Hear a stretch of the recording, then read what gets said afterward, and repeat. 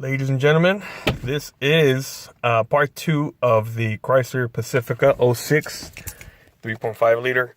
In part 1, pretty much I kind of stated everything that we have done to the vehicle and what was left. And one of the issues that we were having was the exhaust system. It was leaking. So we went ahead and we purchased the parts on Amazon. I purchased them for her.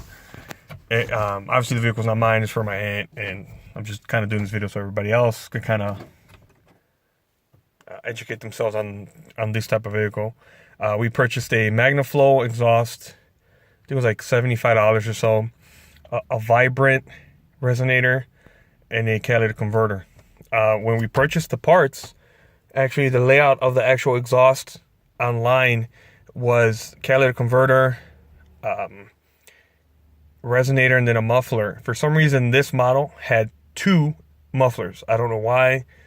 When the jet put it on the jack, I noticed that it was a catalytic converter, a muffler, and then the resonator, and then at the very rear of the vehicle was another muffler.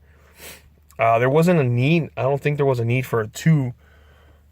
So I took all the parts to get it to a shop to get it installed. I think they charged me like $200 for everything. Pretty decent job. Oh, I also purchased a resonator exhaust tip, a black one, which was like $30, which is, I mean, it was pretty cool. It's not too bad. They just installed that wrong, and I'll get to that in a minute. Installation was okay. It did take away the real like fart cannon noise that it had, the exhaust leak, that noise, just a real annoying noise that it has. So I went ahead and I got that taken care of. The only issue I think they could have done different at the shop, and I'm just kind of letting everyone know, I think the layout should have been different. I think it should have just been catalytic converter, resonator, and then muffler. Simply because I had the other muffler taken out because it had 2 big ass holes, and I didn't see it to begin with in the first time. And neither did the shop until I kind of came around to check on it. They installed the muffler where the original muffler was, which was right after the catalytic converter. I personally, if I knew this was going to happen, I would have done catalytic converter, resonator, and then at the rear of the vehicle, I would have done a muffler. That's just my opinion. I think that's the way it's supposed to work. And since everything was already welded on, I think either the shop, some people might say the shop could have done it. It could have been their mistake. Others say it could have been my mistake. I mean, I don't know, but I just I left it at the way it was. So at the very end, my order is on this vehicle is catalytic converter, muffler, and then the resonator.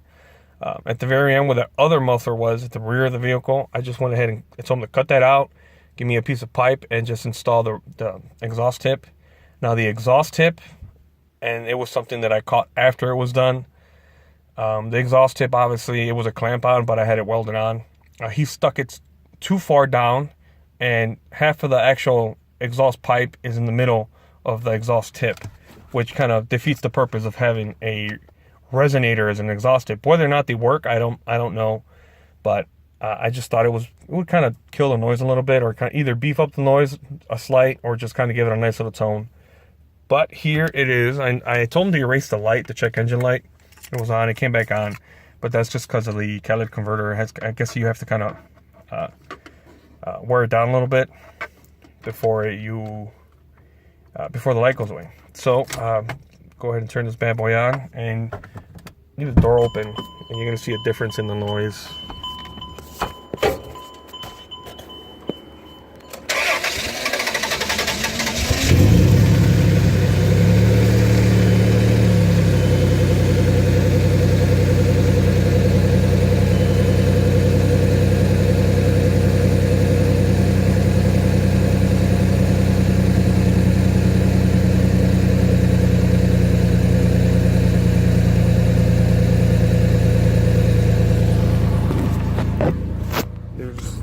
Definitely a big time noise difference. According to her, she could definitely have a conversation now and be able to hear. It was a rough start, like I said, because it's still let me show you that. I just replaced the gas cap too. That should be coming out pretty soon.